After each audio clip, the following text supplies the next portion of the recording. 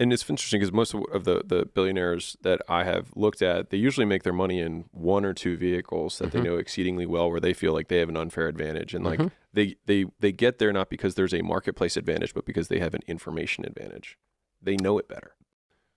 If you go through the Forbes 400, I think it's 67% last time I looked are first gen. You don't qualify if you don't have a B. And they're first gen, and I think I looked at them.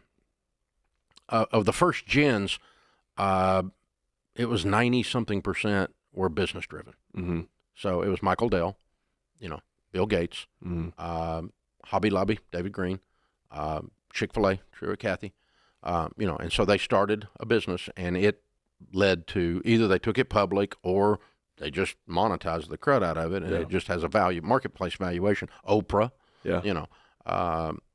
but the secret of Oprah's wealth is not her celebrity status; it's the empire she built under the celebrity status. And so, you go down those things like that, and you go, okay, you can get to $1 to $5 million net worth with your 401k and your paid off home. But mathematically impossible to get to $1 billion in your 401k. It's not possible to do it. So you got to there's other strategies to be involved if you're going to do that. So I wanted to take a quick second because it'd be hard for me to talk to Dave Ramsey without talking about debt. And a lot of people, so in my audience, I'm kind of debt agnostic. I don't talk much about it. But a lot of people don't know that I actually have no debt either. And so everything I've bought to this point in my life has been cash. Now, I'm not against debt. I just kind of like talk about, when I get right at the edge of something, I end up not doing it. It's been that way with most kind of loan things in general. And I read Total Money Makeover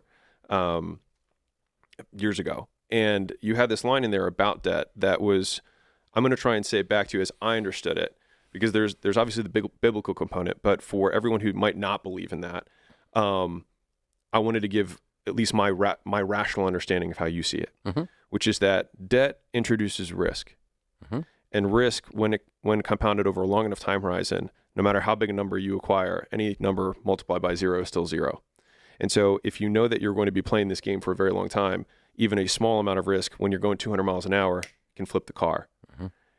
That was my understanding of how you saw debt. Is that accurate? That's how I saw it, or at least I interpreted your view on debt. Now, that line is actually from Warren Buffett.